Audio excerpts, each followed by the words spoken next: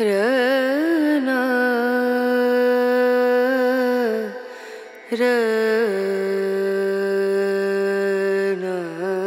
Hello mga goers all over the world. Nandito pa rin po tayo sa may Kathmandu.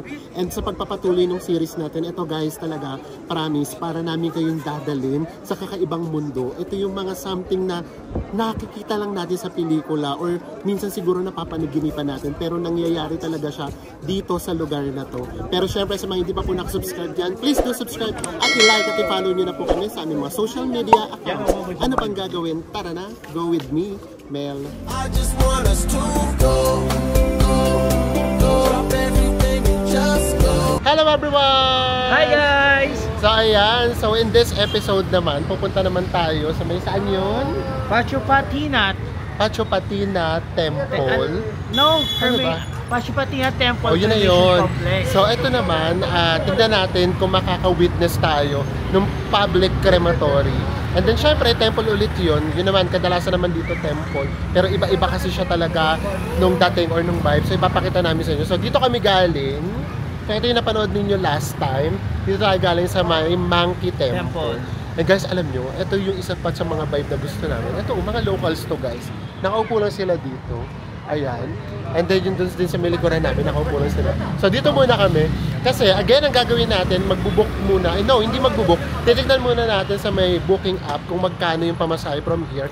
And then, tsaka tayo magta-taxi para makipag-ano tayo, haggle. Haggle ba tawag? Haggle. Makipagtawaran. Oo. So ngayon itatry naman namin, nakalahati dapat yung maitawad namin. Pero apan sa ano guys, sa 523 yung babayaran. So 523. So magkano yung ihagil natin? So tingnan natin kung kaya natin ng 500. So yun yung challenge natin dito, 523. So magta-taxi tayo, titingnan natin kung kaya ng 500. So tara, let's samahan nyo kami guys.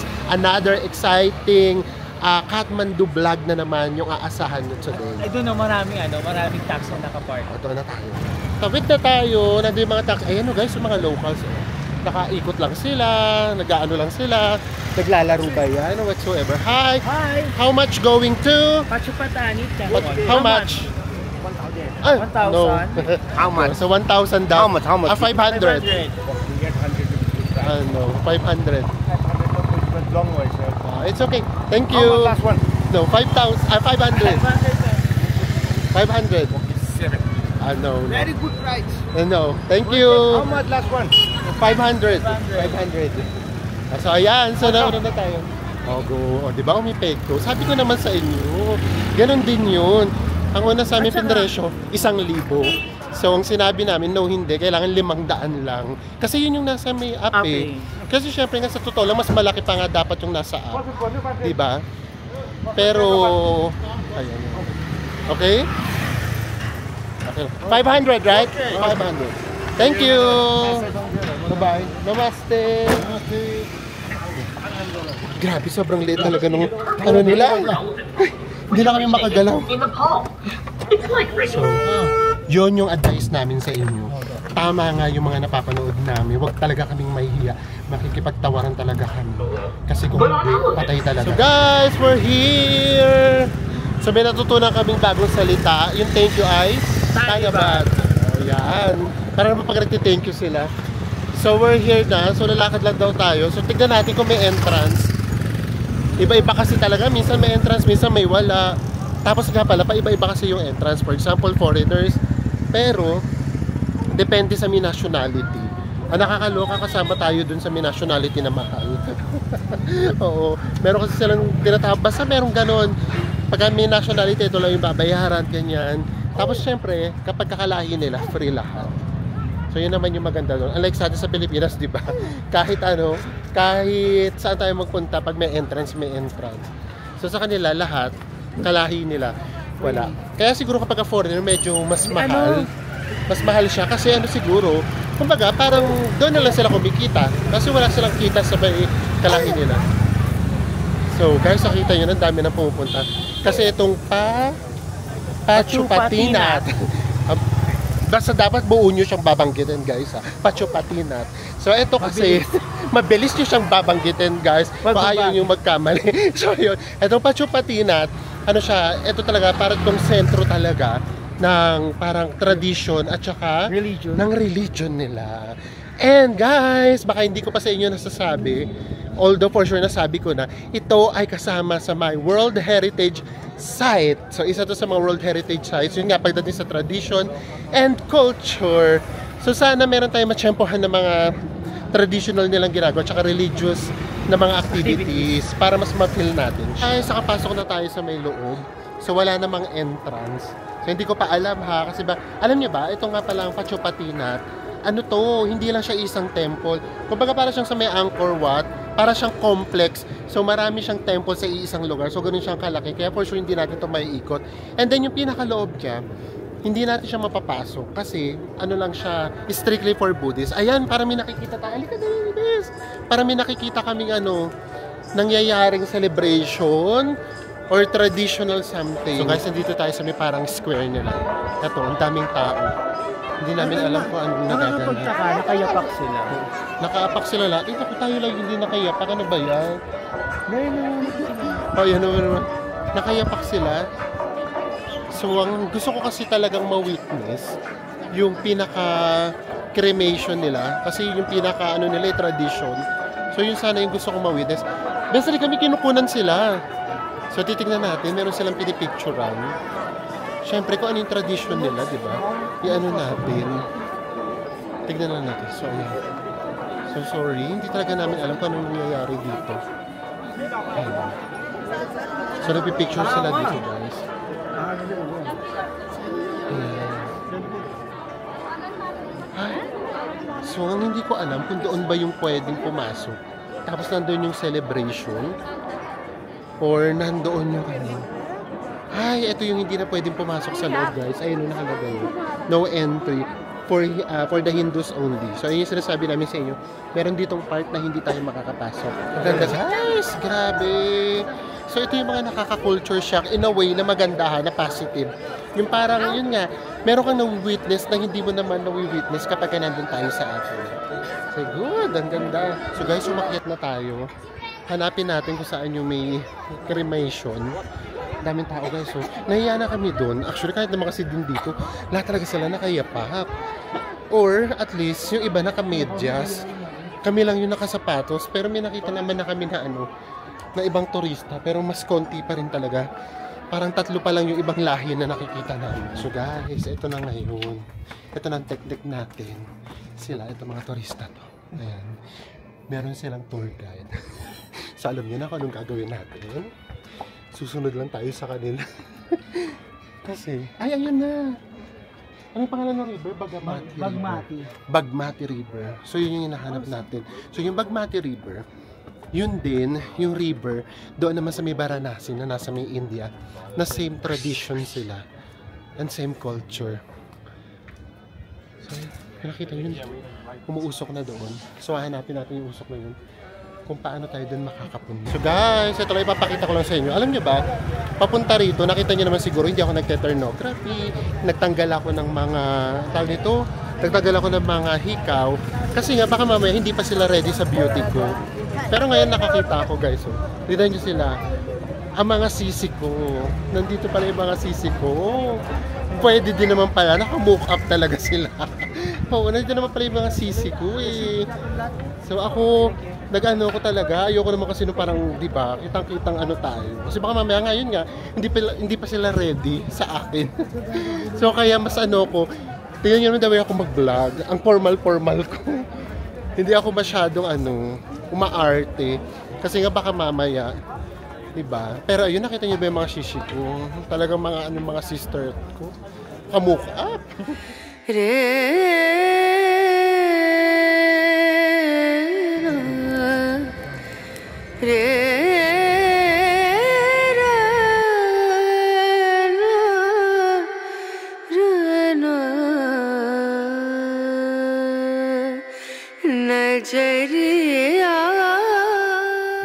Guys, nandito na tayo sa may loob.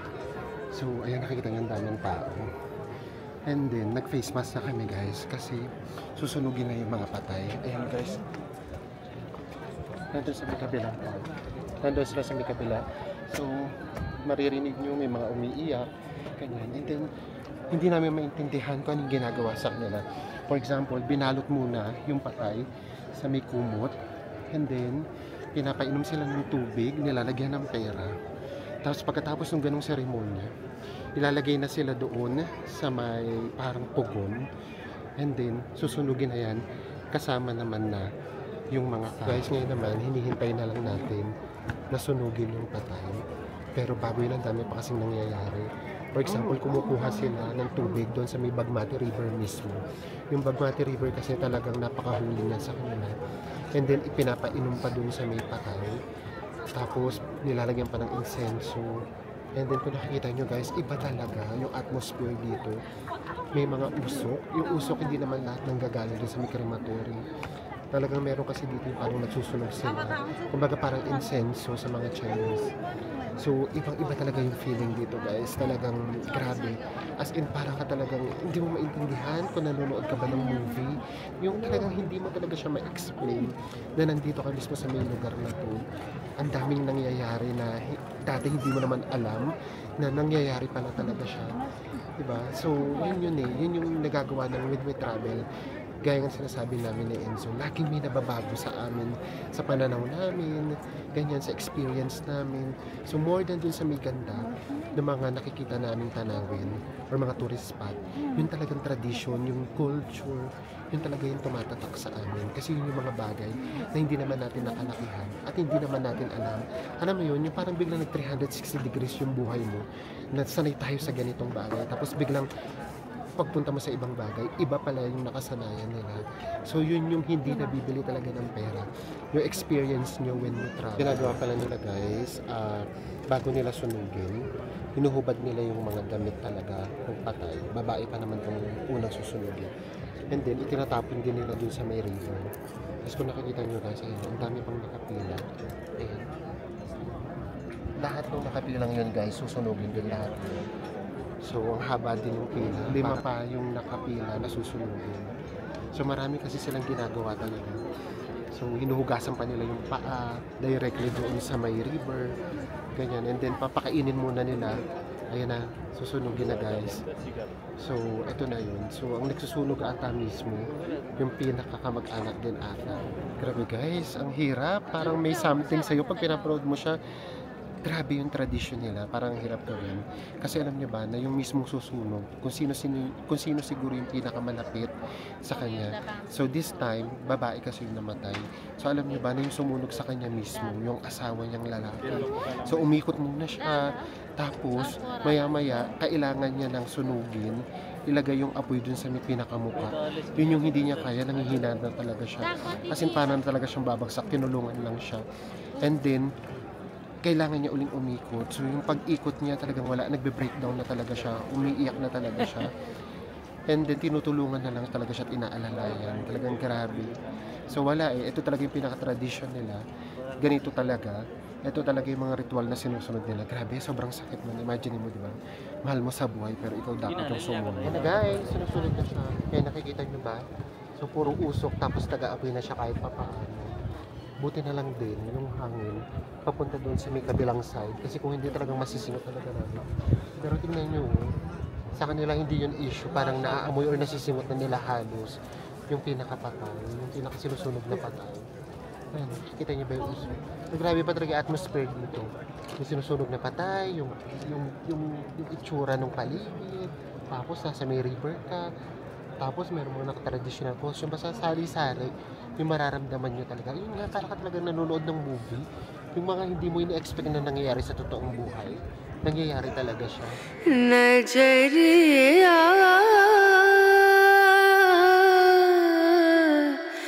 lage nahi kahin guys, tapos na tayo. Kasi grabe, talagang medyo yung usok. Talagang umaano na talaga, pupunta na sa amin. So baka masingot pa namin. So labas lang tayo. I-share namin sa inyo ano pa ba yung mga namin dito. Kasi ito yung mga experiences na hindi naman talaga natin lagi na-experience. Ito yung mga hindi naman natin nakikita. So hanap lang din tayo ng mapagpapahingahan or makakainan. Guys, naghahanap sana kami ng makakainan pero wala rin to sa paligid. So gagawin namin, babalik na tayo sa may Tamil area. Kasi doon talaga maraming mga restaurant. So ito na naman, makikipag-ano na naman tayo, hagal na naman tayo sa may pamasahe. Ayun ay kung makakatawid tayo ng ligtas. Ay, Diyos mio! Ayan. So based sa may app na minomonitor, dapat 400. Tama? 400. So tatawaran natin ng mga 250 or 300. Basta kalahati yung itatawad natin. So tanong natin kung magkano papunta sa may Tamil area. Hi, Tamil. How much? 700. Thank you. Ako guys, ang laki ka agad. At hindi nagpapatawad eh. Hindi nagpapahabol. Ayan. So first time yun. So balik tayo doon sa may pinanggalingan natin kanina. Guys, mas marami-rami na rito taxi. So susubok ulit tayo. Kung makakakita tayo. Sa 250 pwede na. So hanap tayo ng pwede natin masakyan. Going to Tamil. Wala pa nag-approach yan. Mas gusto ko sa namin na-approach kami. Para meron kaming kay tumawad. Kasi mamaya tumawad kami na kami yung mismong approach, ma-imbier na sa amin. So tignan natin kung meron sa atin. Actually meron din pala rito mga parang public transport. Pero yung para siya, grabe yung siksikan naman talaga. Para siyang mga L300 ba yun sa atin? So tarong natin. Walang taxi. Ito, going to Tamil. How much? Last, going here to 50. Yes. No? Okay, thank you. Thank you. So wala, 250, 400 daw. Siguro sa 300 pwede. Sa 300 siguro pwede ka. 300. 300. Wag na 300. No. Papunta rito, ang binayaran namin, okay na daw, o gano'n. 300, okay. Can I sit here? Okay. Nakalakpas. Sorry. Okay. Go na tayo. Dito naman tayo sa harapan para matry natin. So, let's go. So, pumayag siya sa 300. Thank you. So, kanina, papunta dito guys, ang binayaran namin ay 400. Tama? 400. So, ngayon, nakatipid pa kami. Ang babayaran lang namin ay 300 na parang wala pang 150 pesos. So, dapat lang talaga marunong lang talaga kayong makipagtawaran. And then yung sa app nga malaking tulong. Sa app kasi 400. So guys, nakikita nyo, ganitong ka-OA yung traffic dito. Kasi wala pa kaming nakita na merong traffic light. Kasi hindi uso yung mga traffic lights dito kahit sa mga crossing. So katulad ngayon, niliko lang kami sa kanan, papasok. Hindi kami makaliko. Kasi hindi tumitigil yun nasa may kabilang lane. So ganun talaga dito sa may Kathmandu. Guys, nakababa na tayo dito sa may Tamil. Pero hindi pa namin napupuntahan tong part na to. Ang ganda rin guys. Tignan nyo. Nakita nyo ba yung mga dito? Yung parang mga rooftop restaurant or mga tawag ba dyan? Ayan ito rooftop restaurant to guys. Ang ganda, diba? So ganun talaga dito. And then marami rin dito mga bars. Tapos ito parang maliit na mall.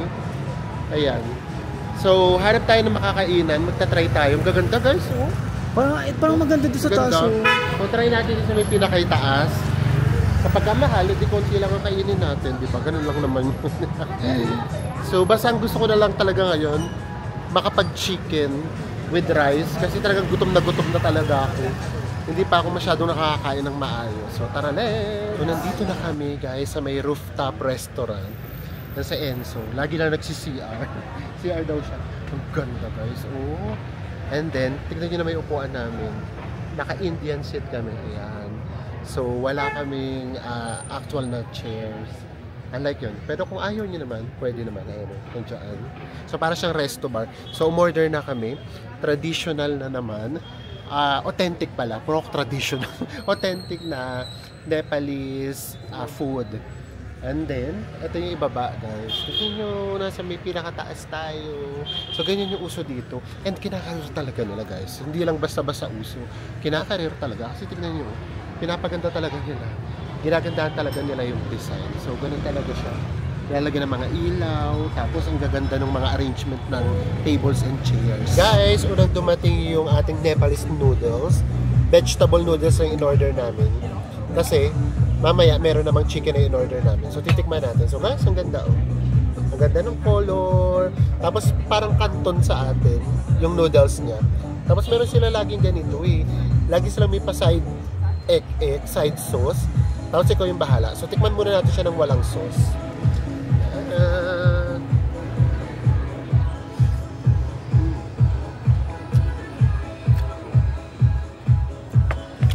As expected, guys. Majuba. Pero okay naman. Tapos gusto ko na yung gano'n kasi naman sobrang flavorful. Tapos hindi ko gusto yung lasa. At least kapag matabang, carry na rin, makakabusog na din. Thank you. Thank you.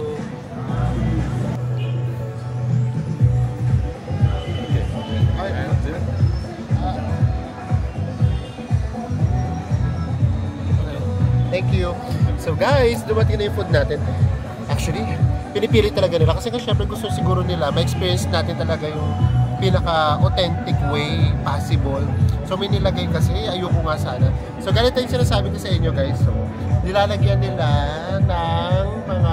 Ay, sorry naman. So nilalagyan nila... Ayan, pakita ko sa inyo. Nilalagyan nila ng mga something, oh. Ayan. Hindi ko na alam kung ano ito. So ito mga vegetables, ganyan. Tapos ito parang, ito yung hot sauce. And then, ito hindi ko to alam. Ito yung parang ano ba to?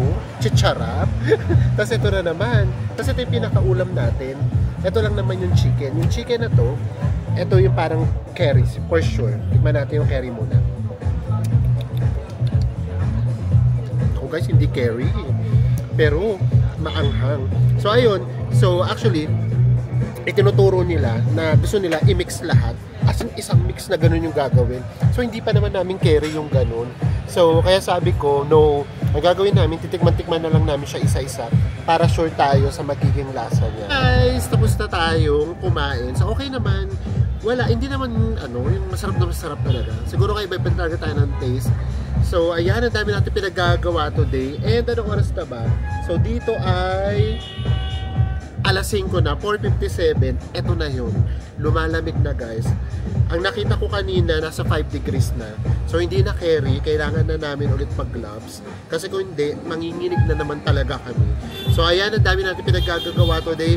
So ano ba yung take namin today? Actually, ang pinaka-take lang talaga namin today, ano talaga, ang konti pa lang talaga ng alam natin sa mundo.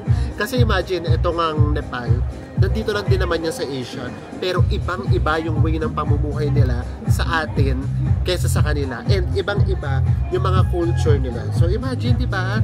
So ganun kalaki yung mundo, ang dami pa natin hindi alam. Kaya talaga, kung merong pagkakataon, kailangan talaga or dapat talaga nagta-travel tayo kasi ang dami pa natin hindi alam sa mundo. So yun yung take ko ha. Kaya, ayun, so siguro yun nga, yung mga investment na ganyan, darating tayo dyan, hindi naman, pag nagpipray kami, hindi naman na namin pinagpipray na sana yumaman kami. Basta good health lang, makapag-travel lang kami. Kasi iba talaga yung matututunan ninyo kapag naranasan nyo mismo yung tradition or culture ng ibang lugar, hindi yung nabasa nyo lang or napanood nyo lang. So sana po kahit pa paano nadala namin kayo dito and magkita-kita pa rin po tayo sa mga susunod pa natin Kathmandu Travel Vlogs. Bye everyone!